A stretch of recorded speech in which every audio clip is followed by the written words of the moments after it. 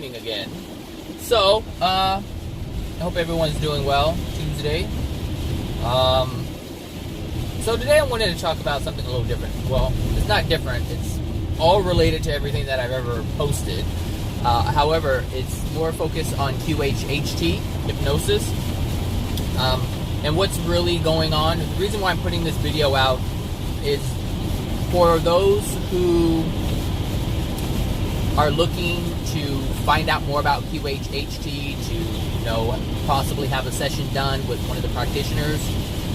So that's why I'm putting this video out, to let you know exactly what's going on, rather than what the person who founded it believes it to be.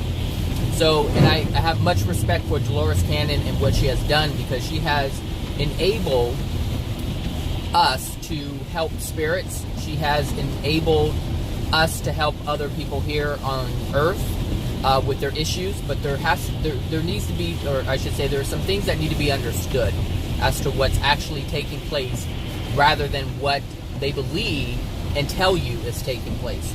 Because it's like you believe, you having absolutely zero clue as to what's going on, and you're taking the word of the person who's selling you the product.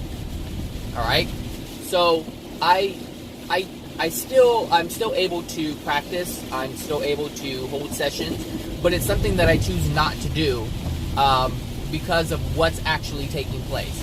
So when I was doing it, I was presenting to my clients something that was taking place.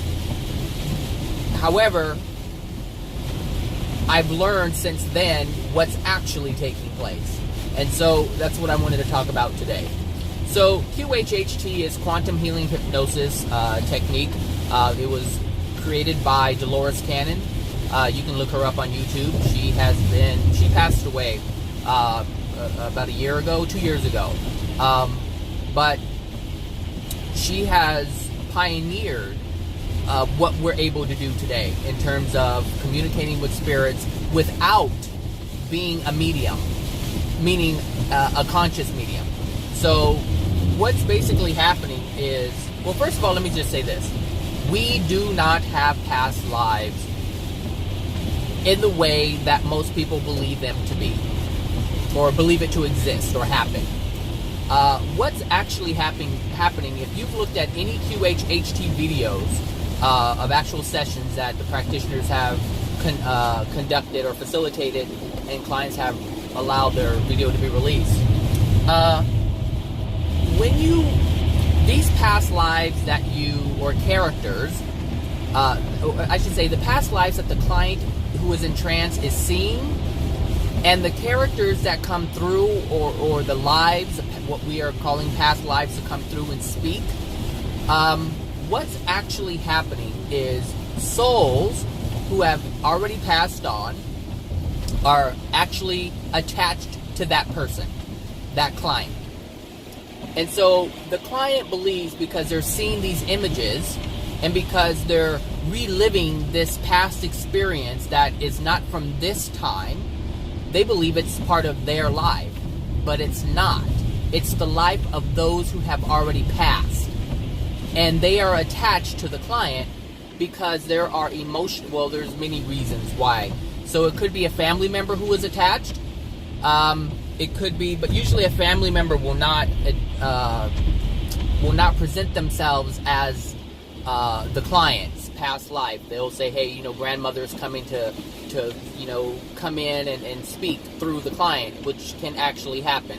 Yes, your grandmother or past relatives can speak through you as a vessel. They're using your body, your physical body, as a vessel. So basically, their spirit body is attaching to your spirit body, which is attached to the vehicle, which is our physical body, and they're allowed to control it in order to speak through it. That's channeling. So they're being channeled through you. That's what's actually taking place. It's not part of your past life. It's just someone else using your body as a vehicle. And if you want to know more about that, if you're not too sure about it, then go ahead and type in channeling. You can type in Bashar. You can type in Abraham Hicks. You can type in, where's some other ones? Adronis. You can type in, what is her name? Michaela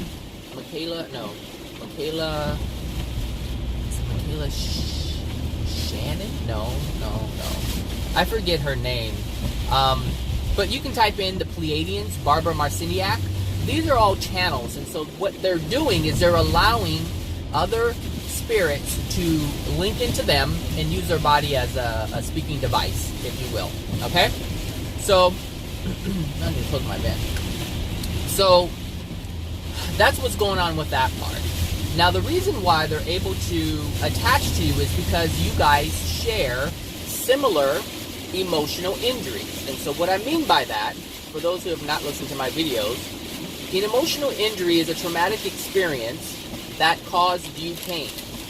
So let's say you were made fun of at school, and it really hurt your feelings, but you didn't cry. You didn't release those feelings. You didn't feel them. You didn't experience them. You felt the pain.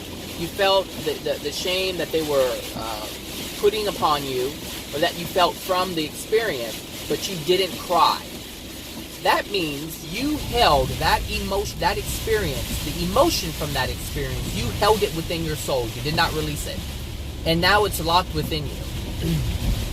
So if another person was bullied in school, who lived a long time ago or whatever, and they've already passed on into the spirit, what we call into the spirit world, if they experience the same thing, then they share a similar emotional injury. That means that emotion that you have within you is kind of like a hole. It makes a hole in your aura, your soul, your energetic signature that is your soul. There's like a little a hole in it. And these people who share the similar experiences are able to reach into that hole and link into you. And that's how they attach to you. So they're able to live through you because they're attached to you. So whatever experiences you have, they have. Whatever they feel, you will feel. And this is very important, because a lot of the times the feelings that we have aren't always our own. They're similar in nature, but they are not always our own. So let's say maybe you've seen someone, or maybe you have been in an argument with someone, and you get angry, you get annoyed at first, and then all the time and then quickly what happens is you start getting more and more agitated, to the point where you can feel it increasing within you, and you can't really stop it. It's just happening, and you're like getting more mad and more mad and more mad. And then all of a sudden you're in a rage, and you're looking at yourself like, what am I doing? Like, why am I so angry? Like, I can't calm down. That feeling of not being able to calm down in that moment is, oh, there's a lot of water on this freeway, is, oh, because of the fire. I knew this was going to happen. Automatically that is an indication that you are feeling or taking on, being influenced by the spirits that are attached to you. The reason why you can't control the anger is because there's a lot of someone else's anger being channeled to you and through you. But you feel as if it's your own. But that out-of-body experience where it seems like you're detached from yourself in a rage, and you're looking at yourself and you're just kind of like observing yourself go off, that is literally your spirit body detached and saying, I'm not even controlling this. This is literally what's happening. You cannot feel control because you no longer have control. Their influence is so strong. So that's what's going on with that. So one of the things that is very dangerous about this, because in QHHT it's also said that you can be healed physically, and this is something that can happen, but it's not really healing.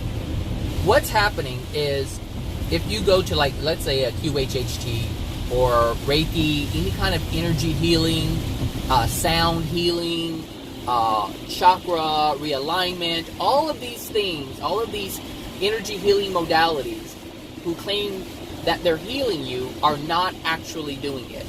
What's happening is there are spirits that are here on earth that are earthbound. They call them earthbound because they have not gone on to live their lives. They are here basically interfering with us. And so it's no different than someone who has wealth, and they feel sorry for the people who are poor and they can't afford. So what they do is they go ahead and they buy them things. Instead of helping them to work to find out why they're not employed, to give them skills so that they can sustain themselves. See, the person with the wealth isn't really helping the situation. It's a temporary fix for a long-term solution, and they're not able to present the long-term solution. The long-term solution is emotional, but they're not willing to help the person find out why they're in the place that they're in. They just want to buy them food, clothes, and toys, and things like that. So energy healers are no different. They don't know. The thing is, I don't want to say if they knew it, they wouldn't do it, because some people know this and they choose to continue this, and we'll talk about that. I'll talk about that in a little bit. But what's actually happening is there are spirits that are earthbound, and they are using, for instance, the Reiki teacher or practitioner, and they're using, or they're just hanging around. Like if I had a session and there was healing taking place, there would be spirits that are around that are infusing the client's spirit body with energy, and it doesn't heal it, but what it does is the emotional injury that I was talking about earlier that's in your soul is being reflected or shown in the spirit body, which then shows itself or presents itself in the physical body. So what they're doing is they are focusing their energy to shrink the emotional injury, the energetic block, if you will. They're shrinking it, and so that will then show up in the physical body, which would either be a healing or a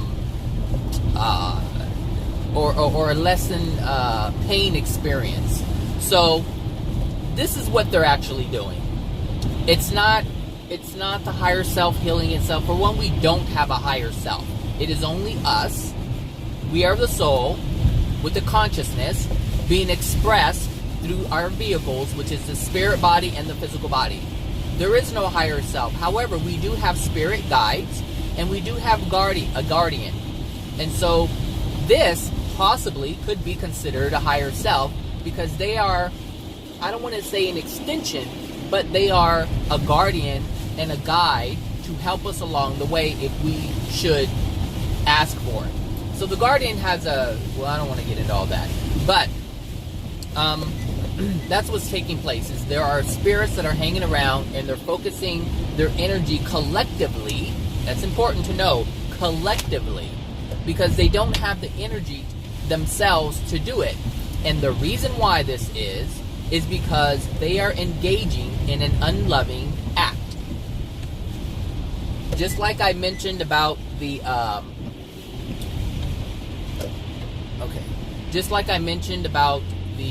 the wealthy person who will buy clothes and food and things like that and toys, they're not actually helping the person create that stuff on their own. They're just stepping in and doing it for them. So what's going to happen is it's going to come back at some point. And if it doesn't show up in their life again before they pass on, it's going to be in their spirit body. So whatever the spirits were actually healing, or what they call themselves healing, will actually be there when you pass away. Those emotional injuries will still be there. Alright? So that's what's happening. And sometimes these spirits the spirits that are around, they don't have the ability to heal. They don't have the ability to heal the person by themselves, or possibly the group effort. As a group of spirits, they don't have enough energy to heal. And sometimes that's why the healing does not occur. In addition to that, we have to be willing to allow that to even be possible. Meaning, we have to consent to that. And this is sometimes people cannot go into trance because they may say, I want healing, or I want to face my problems, and emotionally, on a soul level, they don't want that. They want to stay behind the fear, because there's a great deal of fear of facing that which is causing the pain. And so Dolores Cannon did mention, she said, if you want the change to happen, if you want the healing to occur, you have to want it. But the thing she said also, that you have to deal with the problem, the emotions of it, the feelings of it. She said you have to let it go. And this is true. But letting it go does not mean what most people think it means. So letting it go doesn't mean ignoring it. Letting it go doesn't mean not focusing on it. Letting go means you release the emotion so that it's no longer there, so you're no longer holding on to it. That is what she means by letting it go. Alright? So for someone who's not aware of emotions, who aren't knowledgeable about how it affects our lives, you would definitely take it as ignore it, don't focus on it, don't harp on it, and that's not what it means. So I want to be very clear about that. You have to release the emotion that was taken on at the time that it was experienced, and it was chosen it was chosen by you not to release it and experience it by crying. So that means you have to actually feel the emotion that happened years ago when you were a kid and cry like you didn't do back in the day. That's what has to happen. That's what is letting go. Now, your experience in life, it does change if you stop focusing on it. Because that focusing on something that has happened to you that is painful, it only causes the law of attraction to respond to that even more. Like you're bringing more attention to it. But that does not mean that you won't get experiences, negative experiences from that. Okay? It's always going to remain in your soul until you let it go, until you release it. And not releasing it means you're holding on to it. Okay? So it is really coming down. I'm so happy. We need some water out here. Seriously. It's going to be beautiful tomorrow, though. Alright, so what else about QHHT? Okay. Well, I don't want to get into that. What else can I say about it? Oh, so as you're having these so-called past life regressions, understand that when you have that experience and you believe that what you're seeing, what you're feeling, and what is being said by you, if you believe that, if you believe those stories, you are believing it as you. You are believing it, you are taking on, whether it was shame, whether it was guilt, whether it was pain from being abused, it doesn't matter what it is. If you accept that as your own experience, you are going to take on, energetically, all of it. And it's not even yours to take on. And it's no different than your child going out and robbing the store, and you feel guilt and shame because of it. And you're taking on that emotion when it's not even yours to begin with. You may be taking on embarrassment because you feel embarrassed because of what they've done and what your child has done, and you feel it is a reflection of you. Do you understand? You wouldn't feel that way if it were a stranger, but you feel that way because you believe it's tied to you. You believe that your child is a reflection of you. And in a way it is. But their free will actions have nothing to do with you. They may have the emotional cause within them that you gave to them at conception, but you are not responsible for their free will act. And so all of this that you take on as your own, all this pain, is the same thing that happens when you believe the so-called past lives of these, or I should say the experiences of these souls or spirits that have passed on. This is very damaging to you, because now you have to deal with all this stuff that has nothing to do with you. This is the danger of past life regressions. This is the danger of that. Taking on something that has nothing to do with you.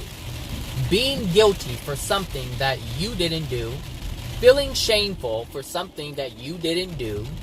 Feeling abused and a sense of worthlessness based on something that you never experienced. Understand that you create from your soul, and if you allow that to enter your soul and be a part of you, you have to deal with that.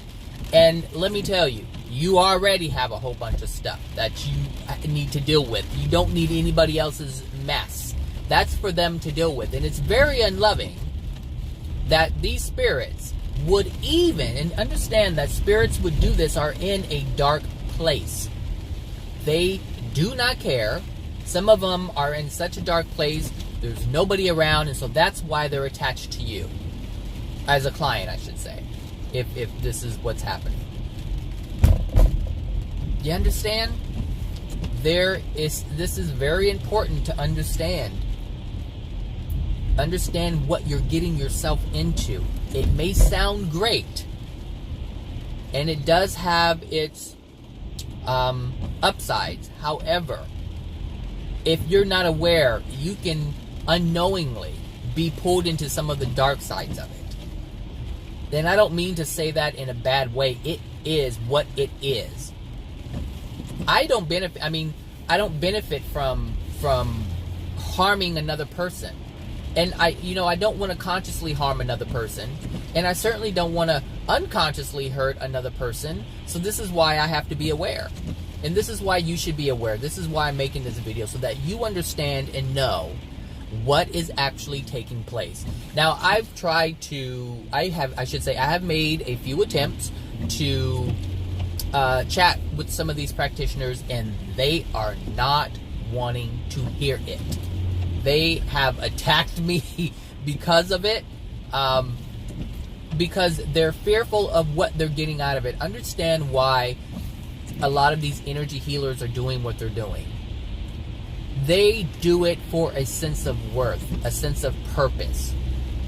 But understand that anyone who does that is coming from a place of not feeling worthy, of not feeling as if they had a purpose. So now they found something, and for most people, or for most practitioners, they're able to do what others can't. So they believe that they are part of the healing, but we're not. But even though they understand that they're not the ones doing the healing, most practitioners, it's said in the training, we are not the ones doing the healing. They say the higher self is doing the healing, but what they don't understand is it's not the higher self. It's what they allow us to believe in order for the process to happen. So they're willing to let practitioners here on earth believe whatever it is they want to believe, so that the spirits can get their addictions met of being useful, of having purpose, of having self-worth. Do you understand? This is a cycle. And so like attracts like. So you have the spirits who need a sense of purpose, who feel less than. They find someone on earth who feels the same way. They go and take Reiki or QHHT as a means to help people. They help them help people, but what's actually taking place is never revealed. And so everyone's getting their addictions met. The client comes in, their pain is relieved, the practitioner feels like they're God, the spirits on the other side get to support that feeling of worth by the practitioners. This is what's happening. It's no different than what's happening on earth when someone else allows another to believe something. Parents, they do this all the time. They will allow their children to believe that they did something great even though they didn't do it,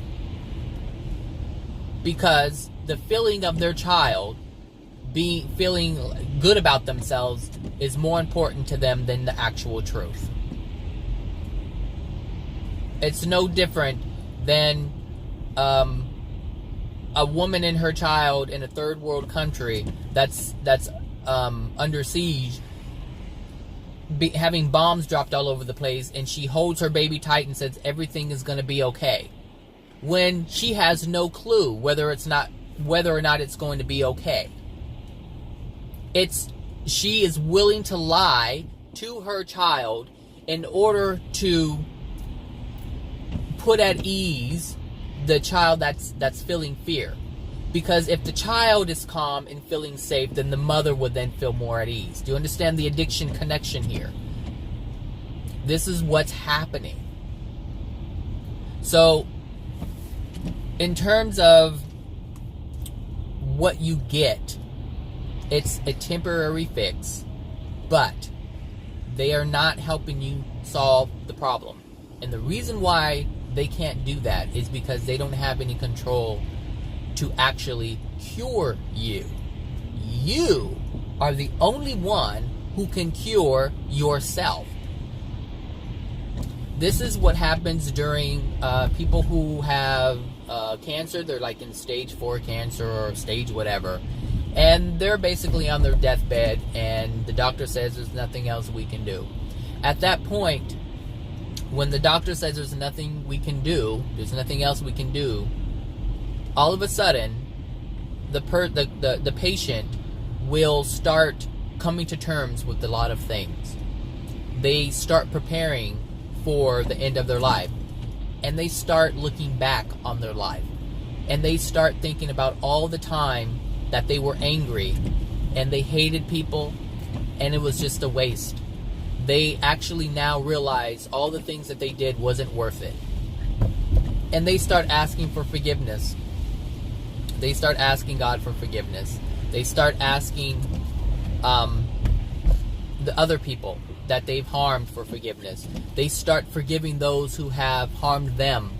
And what's happening is they cry. They cry. They're in the hospital bed by themselves. They're left with nothing but their thoughts. They're left with nothing but their emotions, and they let it go. They literally let it go by crying. And then the doctor comes in, takes another X-ray or MRI, CAT scan, whatever, and they notice that the cancer is disappearing. It's what they call, they say it's shrinking. And they don't understand it. And they call that spontaneous remission. People of faith will call it, what? A miracle. So what's happening is the body is able to heal itself, because there's no longer that emotional block, that darkness that was allowed to come into the soul and stay there for so long. See, that's anger. Cancer comes from anger, and so they start releasing and letting it go, because they feel that they're going to die soon, and they don't want to carry all that with them. So they start forgiving, and they start asking for forgiveness. So repentance and forgiveness, that's what it's called. Repentance and forgiveness, that's what the Christians call it. Well, that's what Jesus had termed it, I should say. So it's important to know what's actually taking place. You are your own healer. There isn't anybody who can do that. They can put a band-aid on it. An energy healer is no different than a doctor who can cut out cancer. That's it. They can cut it out. They can inject it with things and make it shrink so it doesn't hurt anymore. They can, you have bad headaches, they can give you something for it so you don't hurt, so it doesn't hurt anymore. But that does not take away the problem. People with migraines have to constantly take things so that they do not feel the pain of the problem that's happening within themselves. Wait. Makes sense? It's still there. The doctor can't cure it.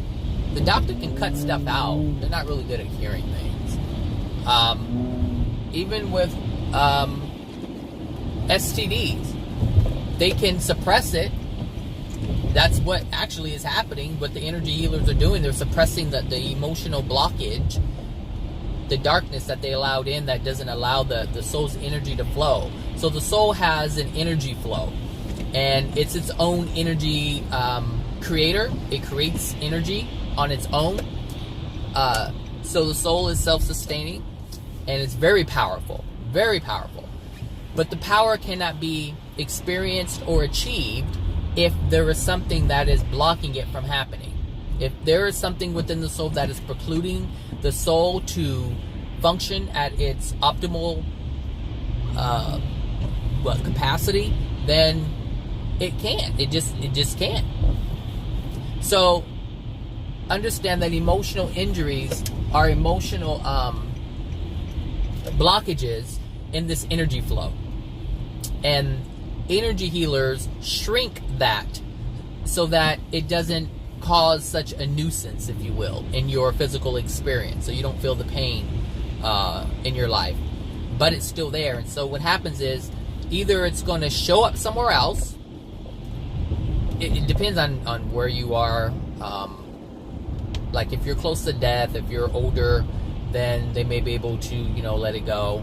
But it's still going to be there in your physical body. I mean, your spirit body when you pass. Your cancers, your gallbladders, all of this stuff, your headaches, all of that. It doesn't matter what it is. The rashes, everything is still going to be there in your spirit body. It's going to show up energetically as blockages in the flow of your spirit body because it's blocking the flow in your soul.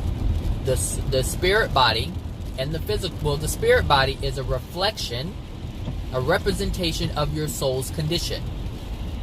All right? So that which is blocked in the soul will be manifested and shown in your spirit body. That which is showing up in your spirit body will then show up in your physical body. It's like you're wearing white linen white linen clothes, and you have a cut on your arm, and that will eventually shine through it would come through and bleed into your clothing. That is what the energy does from the soul. It seeps out and shows itself. It says, hey, you have a problem here. Do you see me? I just jacked up what you're wearing. You need to pay attention to this area. And this is what our experiences are. And the thing is, this has to do with the law of cause and effect. You should look that up if you haven't. And the law of attraction. You should look that up. But if you look up cause and effect, you may find some things that are already involving the law of attraction explanation. So this is what's going on with the soul. It's having a problem. It's showing up. So all the experiences that you have, like if someone cuts you off and you get agitated, that is an external experience to show you that there's a block in your soul. All right, that there's an emotional injury in there that needs attention. So it's showing you that you're having an unloving experience because there's something unloving within the soul that is attracting this to you to let you know that it's there. All right, not such a big deal. A little inconvenience, but it needs to be recognized. If these messages that are external of yourself are not recognized, what happens is you will start feeling, or I should say, you will start experiencing physical ailments, the allergies, which I have actually developed in my adult years. I didn't have them as a kid, but I have them now. So, not allergies like, I have allergens, allergic reactions to food, to certain foods. But the thing is, if I don't deal with that, if I don't find the root cause and pull it out from the root, then what's going to happen is I'm going to start experiencing other allergens or allergies. That's because I'm not paying attention. I'm not looking at what's going on. So the law of attraction and the law of cause and effect have to team up to bring me a greater message, a message that's much more bigger that I can see, because obviously I'm not paying attention to the little ones. And so it's going to get progressively worse. And so the people that you see that are in a lot of pain, which are generally the people who come in for QHHT, like they have exhausted all of their options in traditional medicine, and now they're like, okay, this isn't working. They don't know what's going on. They can't find what's going on with me. I'm in a lot of pain. It has to be something it has to be something spiritual, and that's why they go to that. But most people who do alternative medicine, if you will, or energy, alternative healing, they've already exhausted their options, meaning they have already engaged in the physical, and now they're looking to the non-physical for help. And the thing is, it's the same thing. Whether it's a doctor holding a scalpel, these people are crazy. Whether it's a doctor holding a scalpel or someone rubbing a crystal over you, or you're allowing spirits to suppress the emotional pain, it's all the same. It's not going anywhere. This is why you have to deal with it emotionally. This is the reason why I stopped doing QHHT sessions. Because I'm not helping anyone. I'm not helping someone. It's like someone having whooping cough and I'm giving them cough medicine. Come on. I'm not curing the cause of the whooping cough. I may be able to suppress the cough, but the cause still remains. And it's important for me because I don't have any desire to mislead anyone. And I certainly don't want to mislead someone just to make a buck. And and I don't need it in order to feel important. I don't need it in order to feel like I have a purpose. I don't need it in order to feel worthy. I do not need these things. And this is what allows me to tell you the truth that I'm telling you today. There is no addiction that I want to engage in that's going to exploit another person. I have my own addictions, but it doesn't exploit anyone that I am aware of, I should say. Because there are many things that I'm not aware of, I'm sure. I need some coffee. Hold on.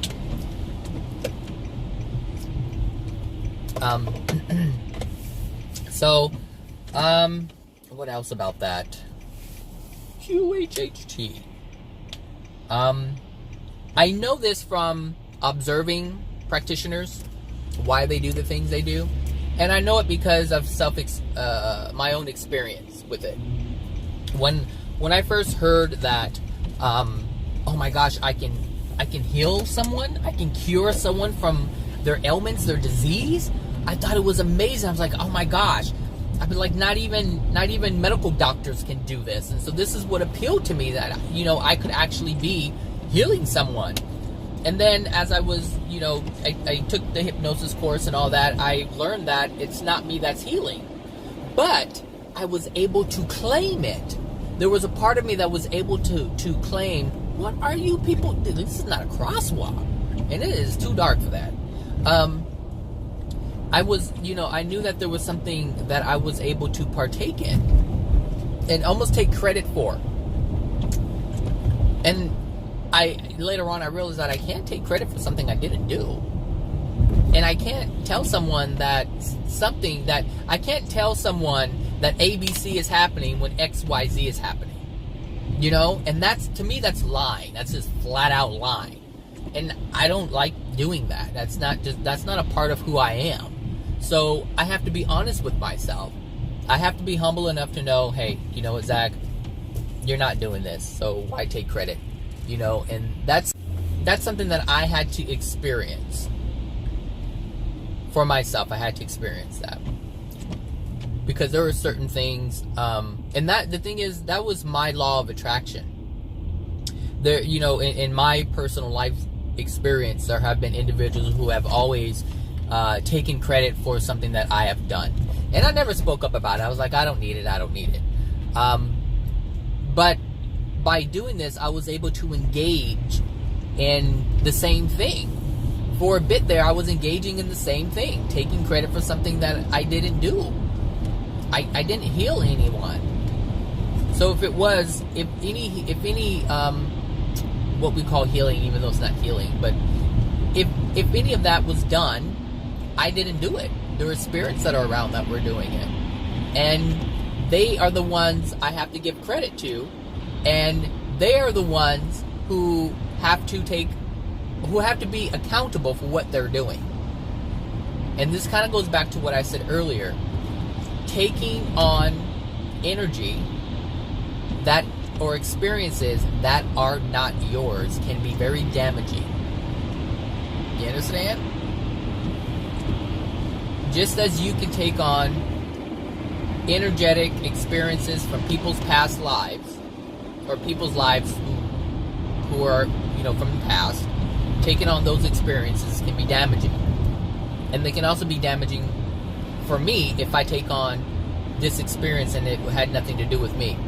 But the thing is, I was part of it. I allowed it to happen.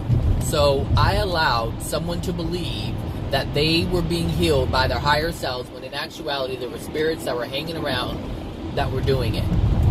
So I was deceived, just as the client was deceived. But when I became aware, I made sure that I lived by that awareness. That I incorporated that truth within my life. And this is how I'm able to no longer mislead anyone with this hypnosis thing. If I do hypnosis, it has to be under a clear understanding as to what's going on. And when people call me, they still call me for hypnosis, and they're interested in past lives. And I have to be honest with them. I'm like, look, we don't have past lives. This is what's going on. And then they can make an informed decision. Do they really want to spend their $350 or for however much people are charging these days for a session to be lied to? They're literally paying money to be lied to. But those who allow themselves to be lied to, understand, are consenting to that. One, because they want to see what they want to see. They want to see what they want to see. And this is, even though I tell a client, what's actually happening, they don't have to accept that.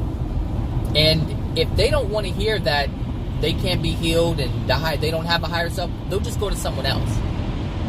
And that's fine. That means that they are making a conscious choice, even though they have been given the information. They are choosing not to use discernment in any way, shape, or form, and they just want to continue doing what they're doing. But the thing is with this, those who do this will continue running into experiences that are painful in their life, because they're not willing to look at the information that's being presented to them and weigh it out. They're not willing to sift through it and see if it's true or not. They're not willing to use their logic. They just want to believe in what they want to believe in. And this is what happens with the practitioners. They want to believe that they're doing something good and positive. So they stay on it. They keep doing it. And it's no different than, it's like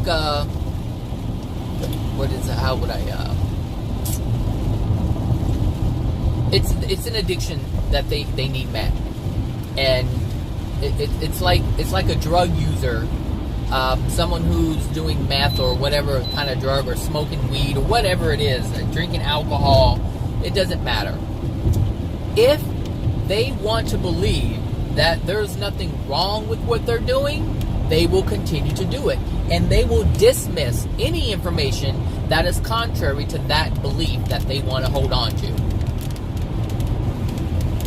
So, these practitioners who are stubborn, they do not have an open mind, they do not have an open heart, they do not have an open soul, it's closed off.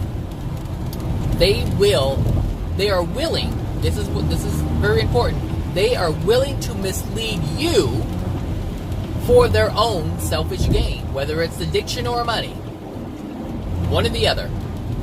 It's for their own selfish gain, which is no different than the spirits who tell them that their higher self or whatever is doing the healing. Does that make sense? Understand, when someone says your higher self is the one doing the healing, you believe that you're doing the healing yourself. Versus, oh, we're going to let some spirits come in and tinker around with your spirit body. It has a different flavor. One of them is more acceptable, the other one is not. And so you start to understand why these spirits are allowing us here on Earth to believe something that's not actually real, or that's not actually happening, because they don't want to cut themselves off from their tinkering around so that they feel like they're serving a purpose. Because for some people, another spirit coming in and linking in and tinkering around with them, it's unsettling. They don't like that idea. But they are okay with the idea that their own self is healing themselves. This is why they always ask to speak to the higher self. Trust me, the higher self that you're speaking to is not you. It's not you. You're either conscious or you're not. One or the other. But the thing is, you're always conscious. You're just conscious in different forms. If you're not in your body, speak, because you have a spirit body. And when you're sleeping, your spirit body is out in the spirit world doing all kinds of things every night. But when it is outside of your physical body doing other things, you are not conscious in your physical body. So that means that if you are not the one who is speaking, then there's someone else in your body speaking. There is not a different part of you that separates, that is called the higher self, that is allowed to come in and speak. That does not exist. But these spirits who believe, and if you watch these videos, you will see very clearly and quickly that half of these higher selves don't know a darn thing. They'll say things like, because I had it done, and the reason why I had it done on myself is so that I would know what my clients would be going through. I had to have some type of experience to be able to relate to the client when they're telling me what's going on. So my so-called higher self didn't give me any information. They kept saying, he knows. I'm like, this is the dumbest. I'm serious. I was like, well, geez, if this is the higher self, and the higher self is supposed to know more, and all the higher self can say to the questions that I have is, he knows. I mean, come on. I mean, that one must have dropped out of school a long time ago and didn't learn anything to be able to say he knows. But there was something there, and, it caught my attention. I was like, why? I can't even see these signs. I don't even know if this is the right exit because there's so much rain or moisture in the air, droplets. You can't see anything. I actually have to turn my head. Give me a second.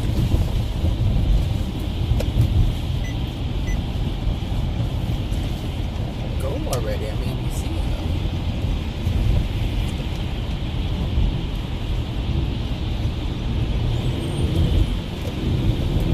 Okay.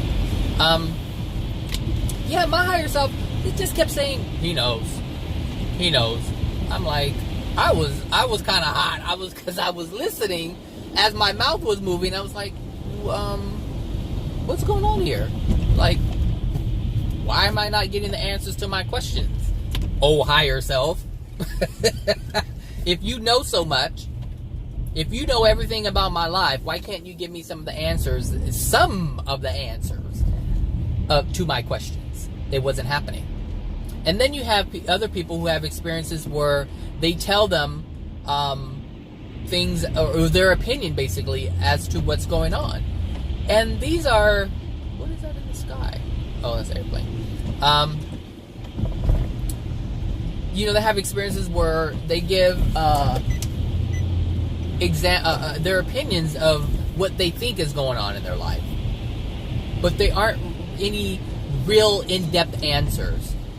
If anything, they're just their version of the similar experiences. Because understand, a person is going in for QHHT to find out things about their lives and to have healing, physical healing. But mainly people going for physical healing, but they want to know why certain things are happening in their life. Well, like I said, since there are similar experiences between you and the spirits that are attached to you, they will give their opinion as to why they think it happened. And it may be different than yours. So it's going to be new information to you, but it's going to be pertaining to the experience. But the only reason why it is because you share the common denominator. Whatever experience, emotional, whatever emotional injury due to the similar experience. This is how this stuff works. It's easily explained. It's not this mystical thing that they would like you to believe. It's not like, oh, all knowledge, because that's how it's presented. You know, your higher self is connected to all knowledge and they have answers. Well, mine wasn't connected to anything because they kept saying, he knows. I was, I mean, wow. And the energy that I felt, like my whole body was twitching when I first did my session, and I couldn't figure out what that was. And because I was fairly new and I had not held any sessions myself, I wasn't aware as to what that twitching was. And I looked it up on this, our practitioners forum, and I found it. And it's the energy of the spirit that is attached to me, that is now speaking through me. So they basically have come in and sat in my body, and the energy is too great. Like, my body is not able to handle my energy and the energy of the spirit. Because understand that you are still connected to your physical body. If you were not connected to your physical body would die. It is the energy of your soul that is powering your spirit body and your physical body. So even though these spirits or entities come in and use your body as a speaking device, you're still connected to it. 100% all the time, you're still connected to it. Your body cannot be sustained without the power of your soul. Their soul cannot support your body. Understand? Your soul, or their soul, cannot support the life of another body. This is why reincarnation cannot happen. Only one soul per body. Now what can happen is they can overcloak. A soul can come in and overcloak, and they will call these walk-ins in QHHT. They call them walk-ins. They'll say another, your higher self or your soul will leave, and another soul will come in and walk in, and they'll take over the body from there. That is a flat out lie. That is called overcloaking. And what's happening is they are literally pushing you out of the way. And they are now using your body as a vehicle for their own experience. It's called overcloaking. They call it walk-ins. It's the same thing, but it is not you deciding to leave and another one come in. That's not what's going on. All right? They're literally taking over your body. And you allow this to happen.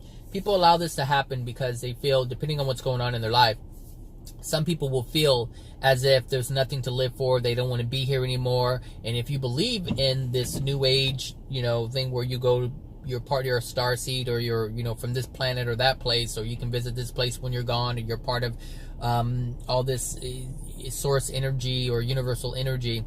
If you believe that's what you want to do, then that means that you are deciding that you really don't want to be in this body. And so that is your, how should I say? That is your consent for someone else to take over it, since you don't want to be in it. So there's a lot of things that people are engaging in. They have no idea what's really going on. And that's the reason why I put this video out there. If you have any questions about what I just said, feel free to go to my website at www.diamondsoulhypnosis.com, and you can send me a message via my website, or you can write a comment at the bottom of this video. And if you know of anyone who is thinking about practicing QHHT, or if you know anyone who's looking to be a patient or a client of QHHT and have the service performed, then share this video with them and allow them to make a conscious decision as to what they want to allow in their life. Okay? All right, everyone. I hope you have a great day. It's a wet one here. I'm loving it. I'm totally loving it. even though I'm late for work. It's okay. Have a good one, guys. Talk to you later. Bye now. All right. This is a part 2, because there are a few things that I forgot to mention the last time, or I should say this morning. So a couple of things that I wanted. A couple of things that I wanted to talk about. Sorry, my hydroplaned a little bit there on that hill. A couple of things I wanted to talk about, or mention, is that if you watch some of the QHHT videos, you will see that we are able to, as practitioners, release some of these spirits that are attached. So Alba Weinman is actually one of the more popular ones. She posts a great deal of videos, but there are some other techniques that she is aware of that she incorporates into her sessions. However, pretty much any QHHT practitioner is able to release spirits. Well, I'm not going to say pretty much every last one of them, but there are a great deal of them out there who are able to do that. And so the reason why I'm bringing this up is because of the denial of what's actually happening by the practitioners. So, excuse me. So, these practitioners do not want to believe that there are spirits that are attached to the client that are producing these images and the stories of these so-called past lives. But at the same time, within their sessions, they understand that there are spirits that are attached to the client, and they are trying to release the spirits from the client.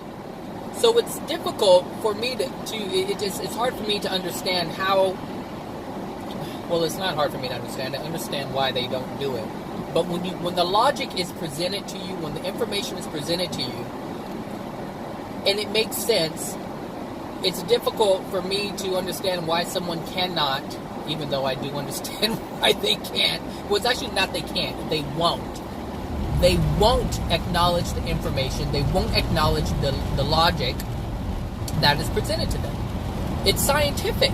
It's really easy to understand. If you're talking to spirits that are attached to them, and your goal is to release them, why is it difficult for them to understand that the information that they're getting from the so-called higher self isn't a spirit that's attached to them? You see, this is what I mean by picking and choosing the things that are going on. Picking and choosing your reality, picking and choosing what you want to believe to support the belief that you choose to hold on to. And this is why I say that QHHT is very misleading in that regard. Listen, if you're thinking about having a session done, then you're looking for help, because there's something in your life that you cannot figure out, whether they're experiences that are not physical, or there are just emotional experiences that you just can't figure out. You just don't understand why they happen. You don't understand maybe why you're sad all the time. You don't understand why you don't have motivation to do things in your life. You can't understand why your father or your mother or your grand or your cousins or other family members were so mean to you and abused you. You can't understand why you were raped. You can't understand why you were molested. Look, you have questions.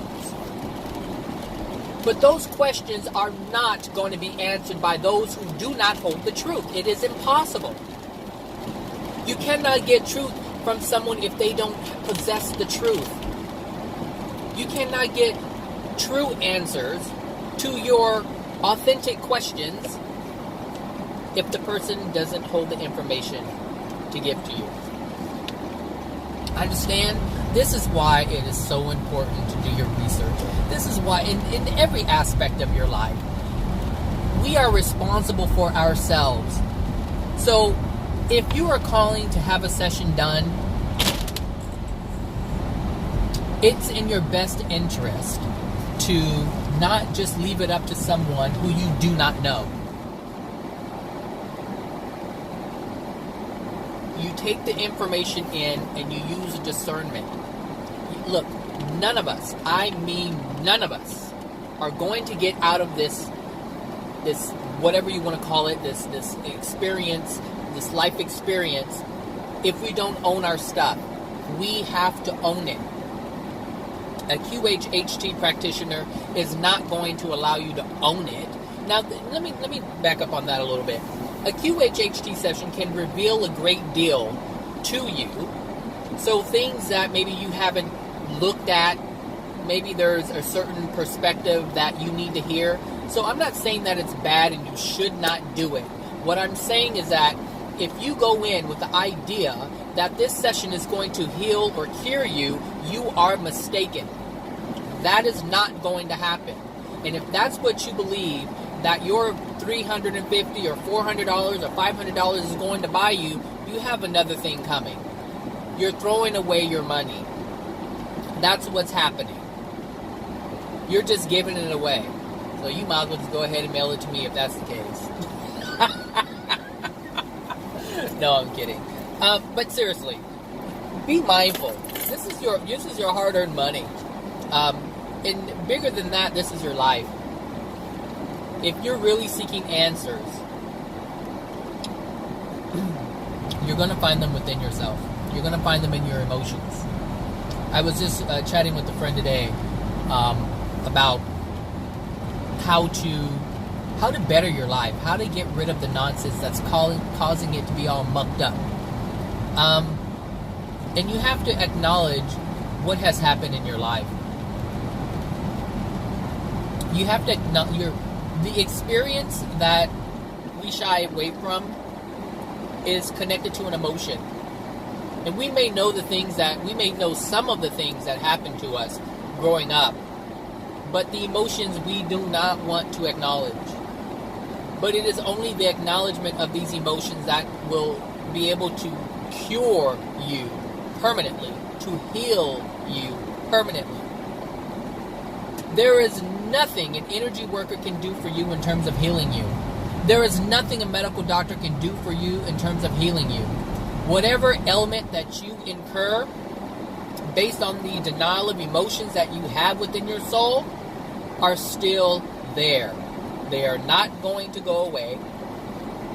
They're going to show up later. And they may not show up in the same way. They may lay dormant for a while before they resurface, and they will resurface with greater intensity. Or you may end up dying, and then it'll still be there in your spirit body. And there aren't any doctors to take it away. That's not going to happen anymore. It's not going to happen. You can at that point you would be able to use your own focused energy in order to suppress your emotions, because you will see them in your spirit body when you pass. So you'll be able to see that it's there, and you'll be able to focus in on it in order to shrink it, but that doesn't remove it. It still remains, and it will still affect your life. It'll affect the physical quality of your life and the emotional experience of your life. Hey, that's just the way it is. I did not make up the rules. Okay? So don't hate on me. If you want to be angry at someone, be angry at God. And I can tell you this, there are more people angry with God who don't even know they're angry with God. Seriously. If they weren't angry, then they would have the connection. And the divine love would have been received, and none of this stuff would even pertain to you. You wouldn't have to be trying to figure things out. You wouldn't have to be trying to heal these things within your body if you were at one with God. It wouldn't be. So, whatever, it is what it is. But I just wanted to put that out there because, there are some sessions out there where these dark souls, we call them, they have a different name. Ooh, there's a lot of water right here. They call them dark souls. They call them darkened spirits, unloving spirits, whatever the case may be, whatever term is used. There's unloving things within their soul, and that is what makes their soul dark. There's a rainbow. as you, there's a rainbow. There's a pot of gold at the end of this video. There is gold at the end of the tunnel, right? The light at the end of the tunnel. So speaking of light, souls that are I should say have a brighter or more love, they have a brighter condition. They're not dark, they are bright. They literally, there's a physical brightness to their spirit body. We cannot see this, however, we can see this, but not with our physical eyes. Sometimes you can. Sometimes you can with your physical eyes, but it's not the kind of brightness like a light. You can tell when you look at someone. There was literally someone today who I have recently been sharing this information with, and they were extremely receptive to it, and they actually had a breakthrough. Like, they actually broke down and cried about some of the things that were plaguing their soul emotionally, and she felt it. And this morning, I saw the person, and I was like, she looks different. She just looks more happy, more at peace. There was a certain brightness to her that was I don't even know how to explain it. Like, I noticed it. There was so much going on this morning. I didn't really focus in on it, but I just knew that something was different. It was just something in her aura, and that's something that I can't see the aura, but I could see it in the face. So there is a brightness when you become brighter and lighter when you release some of these emotions that cause your soul to be dark, that cause your spirit body to be dark, that causes your physical body to look a certain way, in a way that isn't lively, if you will. So this stuff does work. You know, I'm not just talking out of the side of my neck. These practices, if put into practice, will work. They will work. It's the only way that the thing is, healing emotions that are within your soul, that is the only thing that will cure you of every single thing in your life, whether it's being poor, whether it's having physical ailments within your body, whether it's having bad relationships, whether it's being abused by someone, whether it's you using other people. It doesn't matter what it is. Releasing the emotions is the only way to cure all of it. I mean, healed, done, no more to be dealt with. Seriously. So, however, because we do have free will choice, if you choose to want to continue with QHHT, by all means, go for it. That means that you are in alignment with someone taking advantage of you. You are in alignment with someone lying to you. You are in alignment with all of these things. And this is your law of attraction. This is what you're going to attract. So, if you do it with all your soul. Put yourself into it. And when you end up being burned, or when you end up not getting the result that you thought you were going to get, maybe that lesson is what you need in order to see things clearly. Because sometimes words that I speak to people aren't enough. They have to experience another experience of pain. This is the alternative. There is no other alternative. You either are going to be honest with yourself, face the truth of your life and everything that has ever happened in it, or you're going to continue to deny it and continue experiencing the things that brought you to QHHT in the first place. Hello. That's what I'm talking about. It's that easy. But I truly understand that those who do not who do not feel or have experienced what I have already experienced, the truth of what I'm speaking, I understand that living in a state of untruth will not allow you to see or feel what I'm talking about. Alright, so that's it. I'm going to turn this thing off. Look, we got a reading rainbow. Oh my gosh, I met that guy one time. What is it? LeVar Burton or something? Something. LeVar Burton? Something Burton. I don't know. Geordi on Star Trek. That's how I know him. Anyway, I digress. So have a wonderful, what day it is? Tuesday, and I'll see you guys another day. All right? Or talk to you guys another day. Bye now.